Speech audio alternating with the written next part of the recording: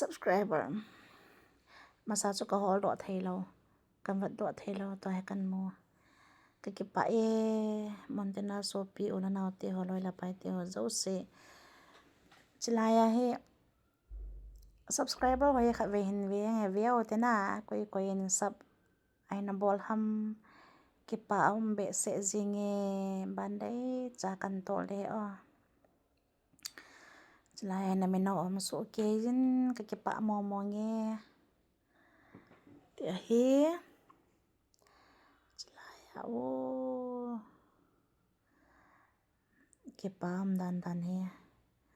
tolo te koi min zawem ken mi abona ka hello wanga chahe ngai lut na zala subscribe him bol hin sam ho zo se na chunga wa ke pa tu ka hin se ye ka ke pa e nang ho zong dam sir lo win lang chalaya hi ban hin veo tin hin to lo tin te khon o cha mina maso ken koi hetam kena bona ka het zolo hi wanga bona ka het zolo wanga hi montena amon na phone choi ha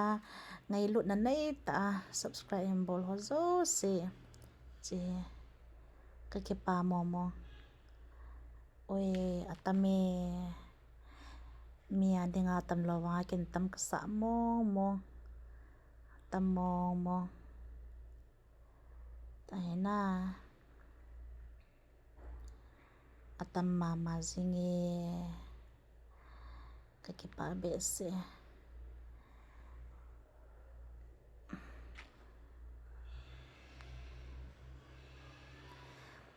chi mi ho in asang asoma tam ta chone na cha ma le ke ka ke pa in tin ke macha hello pen YouTube account subscribe in bol ho na ka za sa kin ui ka he zong atama tam ka he lo zong pa be se na me no so ken chi video na zo sin na ngai lut now nei support na za lo wa subscribe na bol now cho na mu thayo he wa tame kipa seng ye bal malang ho ke se sale kipa seng ye aban na zong ahen vi ho zo sin subscribe nei hin bol pi ki no win lang mi kama YouTube account subscribe ne bol pi o ga ti ding ko ka za cha in tin ke he ka zong ka ke phat la min tin ai wa ka sai lo wa nga chu hi tia he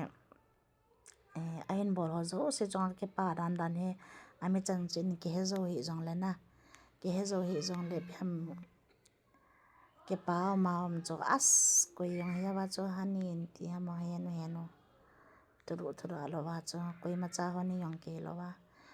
ke pa me wa ka tol chai tho he atam mo nge na o panin tol ke no te thank you so much ke pa na lom o tamatam he cho se o he chan he ta ayang le na ke adinga alhing se nin atamin ka ke pa be se na bon se ke wen nom na zo siwa nom na mun chi wa dam sia lovin lang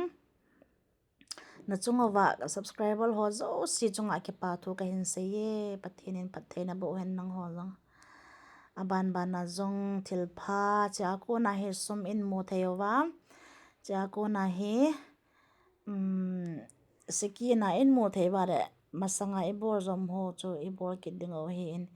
hi ki buizi be sa pha zong ki ne ha content mo sim di yong cho hi the pon alo thei lo apoi mo ho cha ho bo na ke koi ji hi in amang thei lo ding chule apiham apachum ding ho bo cái ghê là cái quay gì hiện hi giờ cho content dòng hi mua xem thấy dòng cho hi đi po in min thần na ding hi lo le mi e khat na ding a dòng cho cái bol hi đi po in a phai sa ho na chỉ cho cái bol hi gì chun na hon dòng a hin via o hi chi a phai ti a ngay lu na nei ta